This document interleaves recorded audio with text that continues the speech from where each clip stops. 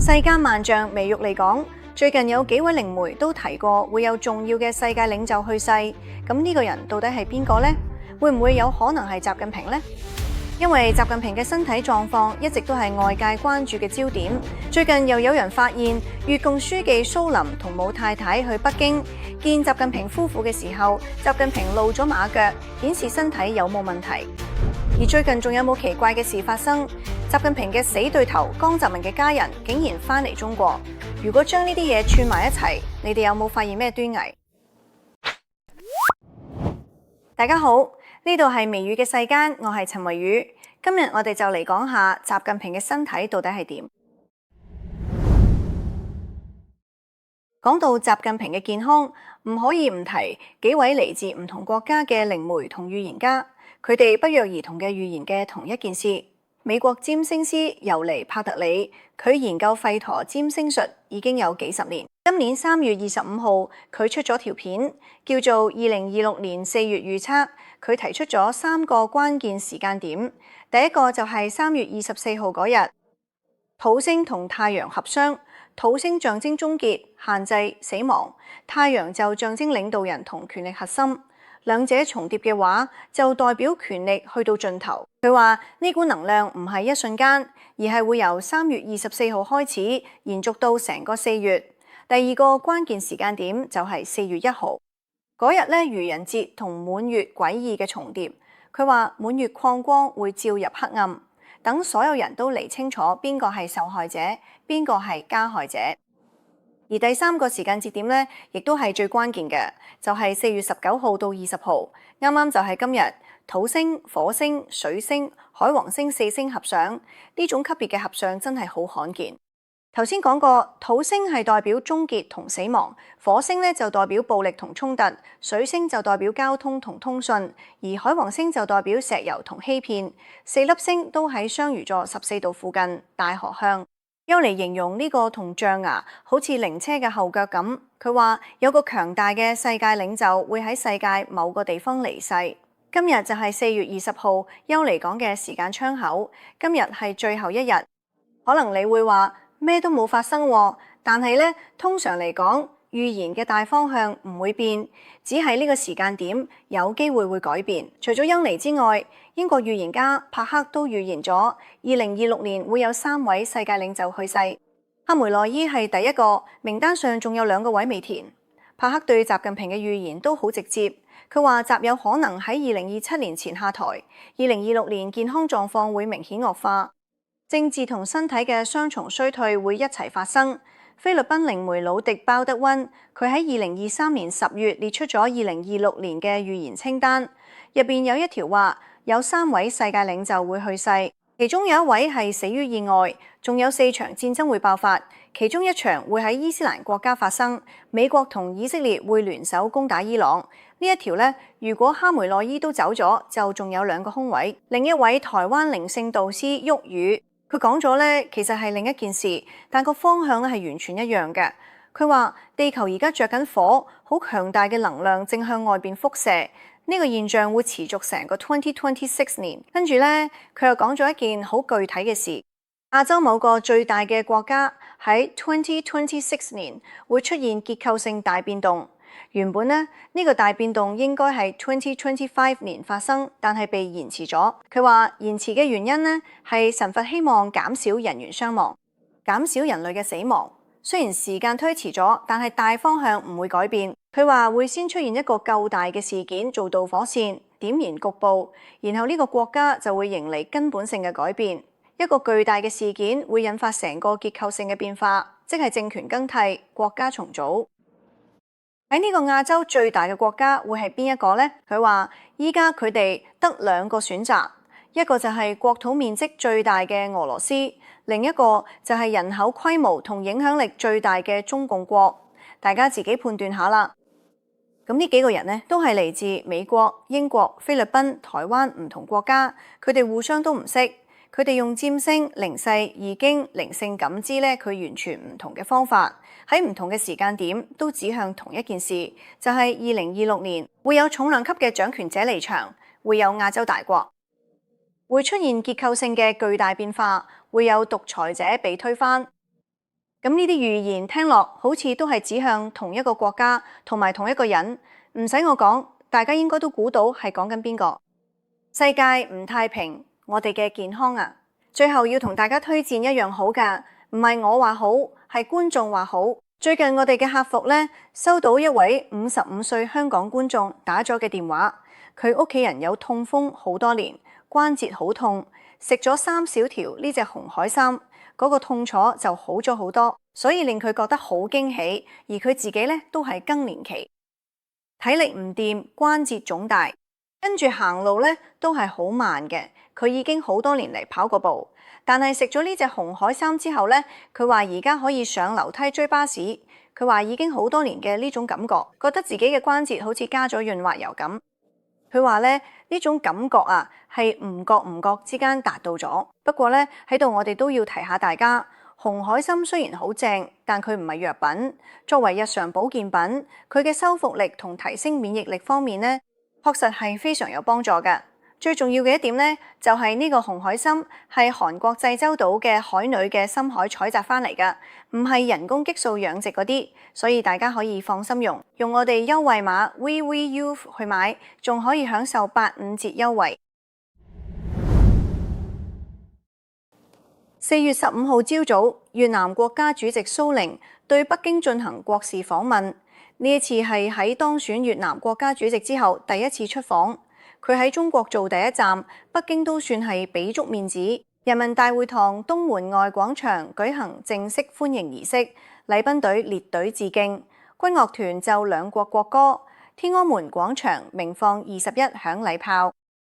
蘇寧喺習近平陪同之下，親自檢閱解放軍儀仗隊，呢個係中國俾外國元首最高級嘅外交禮遇。不過就冇咗個場合，現場觀眾發現咗一個隱蔽嘅細節。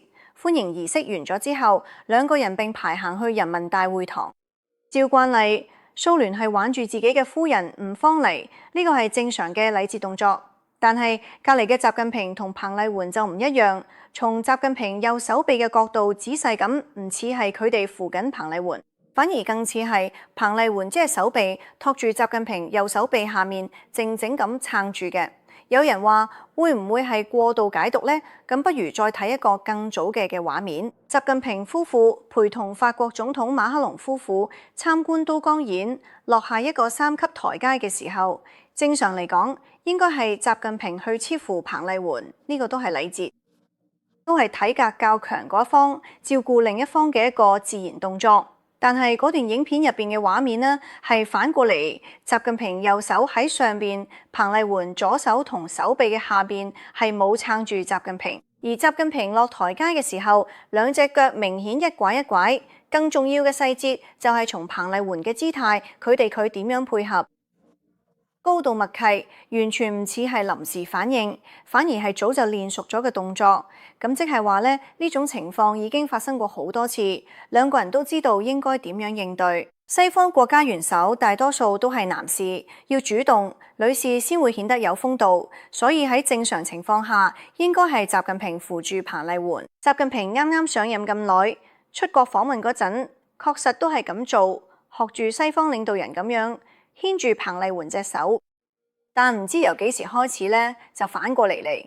仲有啊，中共央視播出習近平嘅鏡頭，都係經過修飾同美顏處理嘅版本，呢啲啊都係慣例。即使咁樣，佢同身邊嘅人一對比咧，差距都仲係好明顯。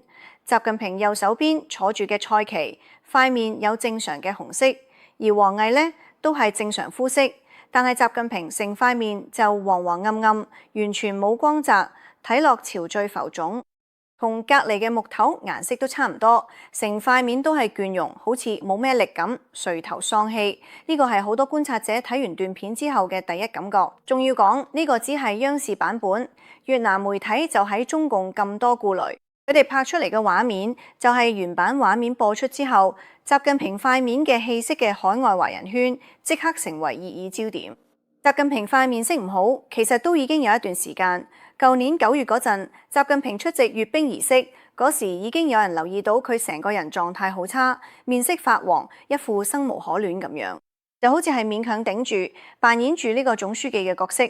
網上流傳咗一張相，係佢同王毅、蔡奇企埋一齊嘅合照對比，非常直觀。隔離嗰兩個人塊面色都正常，就得習近平一個人，成塊面都黃黃地，完全咁血色。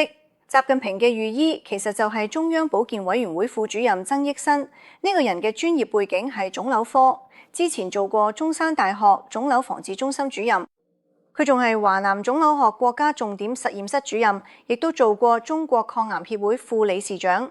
習近平喺第一個腫瘤科醫生做咗嘅御醫，呢個細節其實已經會令好多人開始聯想，習近平嘅健康狀況一直都係中共當作最高機密。獨裁者最驚嘅就係外界知道嘅真正嘅身體狀況，因為一旦有破綻露露出嚟，反對派就有機會喺佢最虛弱嘅時候發動政變。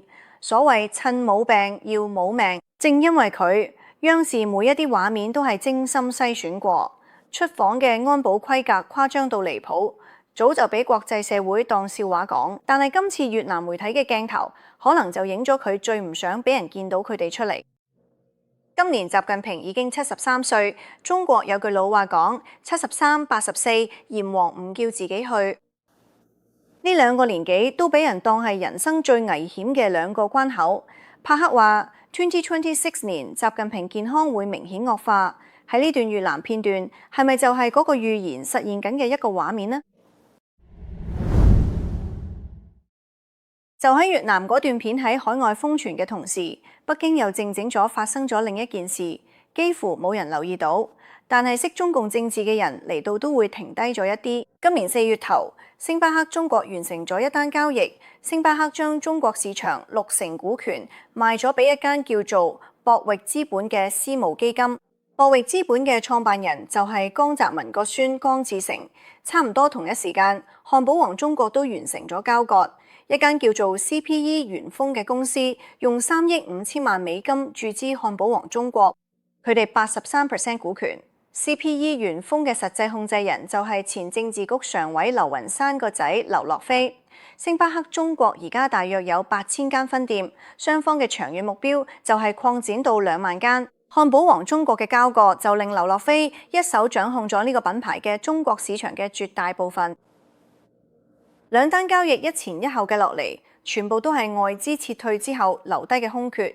其實呢件事本身已經夠奇怪，仲奇怪嘅就係個時間點同埋呢兩個人嘅身份。大家都知江志成係江澤民嘅親孫，喺2010年嚟香港創立嘅博域資本，靠住江家嘅政治背景，第一桶金就係嚟自2011年，用大約8000萬美金收購喺日上免稅行40%控股權。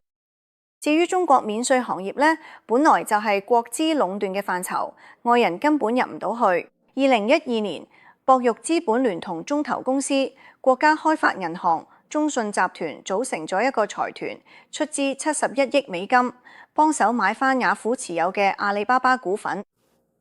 財團買入咗大約5%嘅股份。阿里2年之後喺美國上市，財團賺咗唔少錢。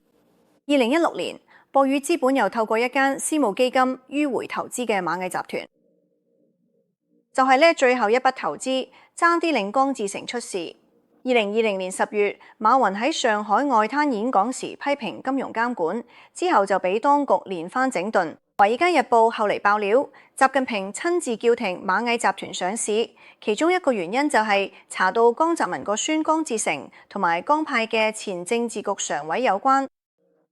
賈慶林個女婿都係螞蟻嘅秘密投資者。嗰陣時，習近平係想動江志成嘅，但而家江志成唔單止冇事，仲可以大搖大擺咁接手星巴克中國60%股權，連北京 SKP 呢個頂級高端百貨都俾佢悄悄咁佢大約4.5%股份。由本來要對付佢，到而家俾佢入閘，中間究竟發生咗咩事？點解我會咁肯定習近平放棄咗繼續斬殺江派，反而開始拉咗江派呢？要搞清楚呢件事，其實要由2004年講起。嗰一年，江澤民卸任軍委主席之前，親自去浙江視察，表面上話係考察工作，但實際上係去見當時嘅人。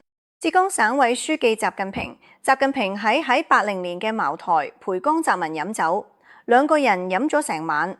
飲完嗰餐酒之後，江澤民就欽點習近平做胡錦濤之後嘅接班人，代價就係承諾上台之後要保住江家嘅利益，呢個就係第一筆帳。後來習近平上台反貪打咗一半，周永康、徐才厚、葛伯雄相繼落馬，外界以為佢會一路打到底，直接清算江澤民。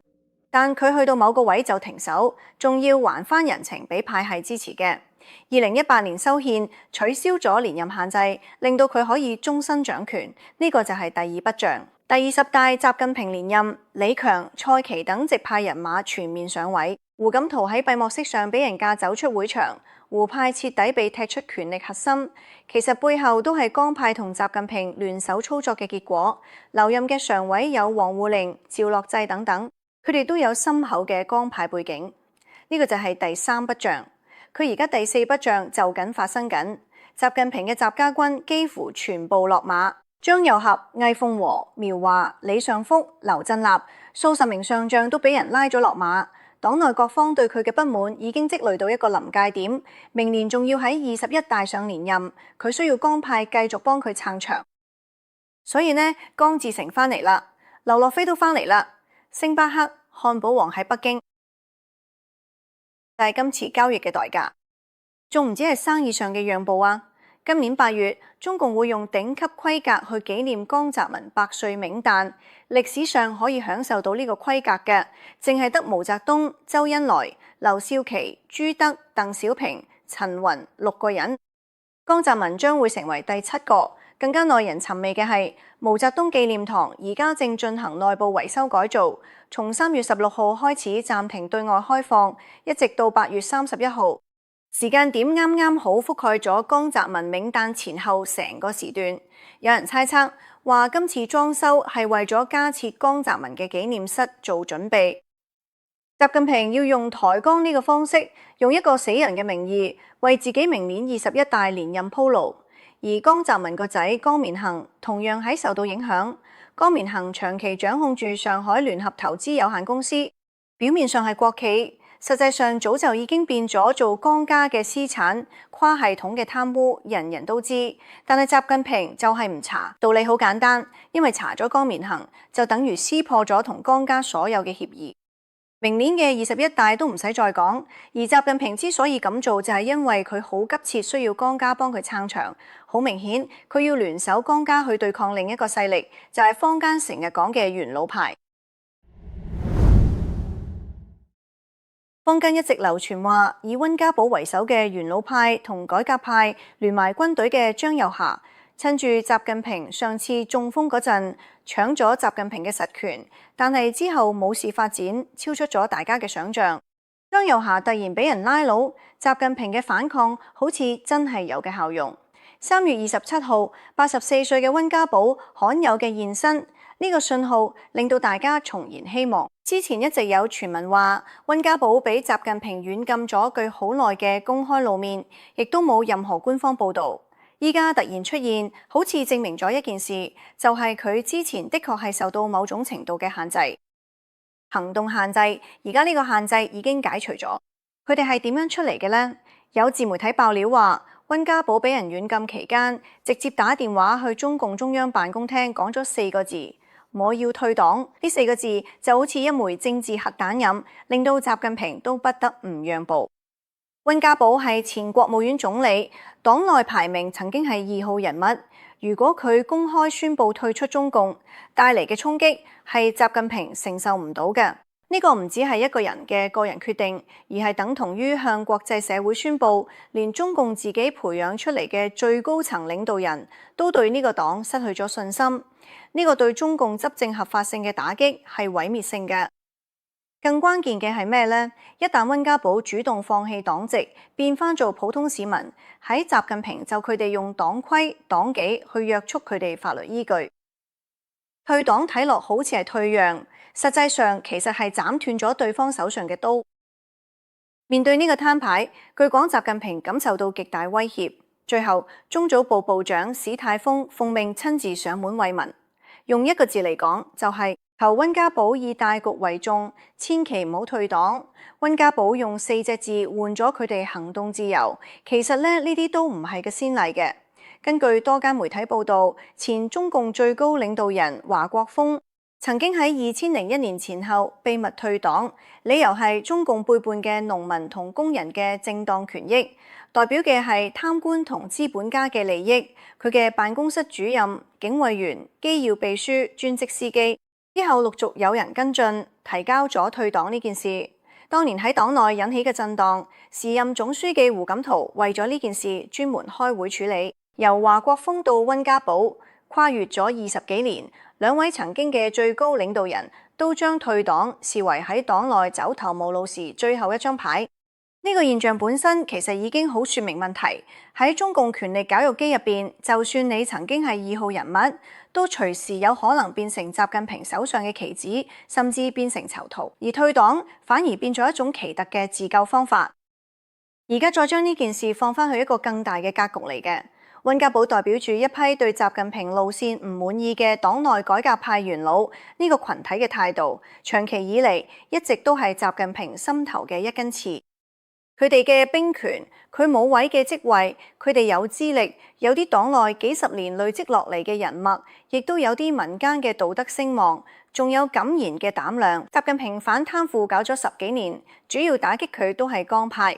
周永康、薄熙來、郭伯雄呢條線，但對於元老派呢，佢一直都揾唔到一個可以壓制佢哋嘅方法，因為好難揾到呢班人貪腐嘅證據。佢哋嘅威脅嚟自於喺黨內場合講真話、發表意見，喺退休高層之間製造輿論。以溫家寶為代表嘅元老派同軍隊如果聯手對抗習近平，佢習近平可能真係頂唔住，就想揾幫手。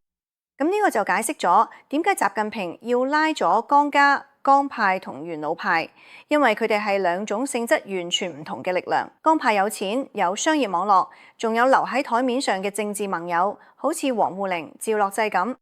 至於元老派就有資歷、有黨內聲望，仲有道德高地。